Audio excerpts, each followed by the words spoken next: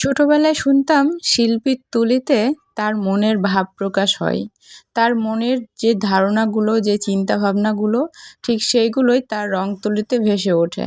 এখন দেখতেছি সত্যি, সত্যি তাই।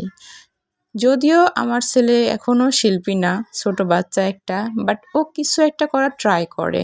যেকোনো জিনিস সে আঁকার চেষ্টা করে। তার খুব আবদার ছিল তার এই ছবিটা আঁকার সময় আমি যেন তার পাশে বসে থাকি।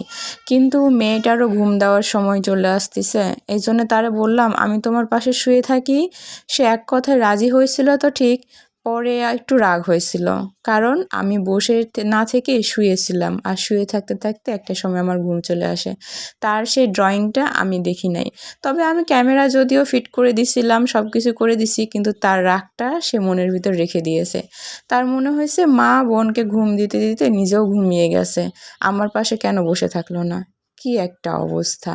এখনকার বাচ্চাদের ভাবমূর্তি কখন যে কি হয় সেটা বাবা-মায়েদের বোঝা দায়। সে তো ড্রয়িংটা কমপ্লিট করিছে, কিন্তু ড্রয়িংয়ে মেয়েটার চোখটা দিয়েছে রাগান্বিত অবস্থায়। তাকে যখন আমি জেগে জিজ্ঞেস করলাম, "তুমি কেন এরকম করিস?" সে একটা উত্তর দিল, "আমি তোমার উপর প্রচণ্ড বিরক্ত। তুমি কেন ঘুমিয়ে গেলে? তাই আমি রাগ করে আমি চোখটা এরকম করে দিয়েছি।"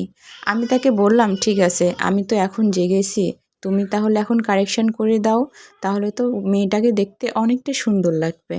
সে বলে কি, "একটা ছবি বারবার হাত দেওয়ার কী আছে? যেটা আঁকছি সেটা তো এঁকেই ফেলছি। এইটা নিয়ে আর কারেকশন করার কিছু নেই।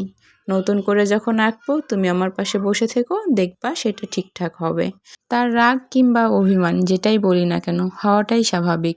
কারণ আমি ঘুম থেকে তো উঠেছিলাম, কিন্তু তার ড্রয়িংটা একেবারে শেষ করার পর। এই ড্রয়িংটা আঁকার পরে যখন রং করাও শেষ, তারপর সে আমার পাশে এসে বসে আছে। একটাবারের জন্যও আমাকে ডাকে নাই, কারণ সে জানে আম্মু ক্লান্ত। আম্মুকে ডাকলে আম্মুর ঘুমের সমস্যা হবে। তাই সে চুপ করে আমার পাশে বসে আছে।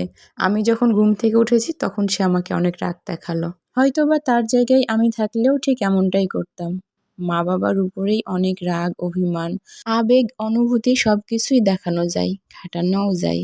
শুধুমাত্র জীবনে এই পৃথিবীতে এই ২ টা মানুষ ছাড়া আর কারোর উপর রাগ দেখাতে গেলেও ভয় করে। আমার উপরে অভিমান হওয়াটা তার একেবারেই ভুল ছিল না।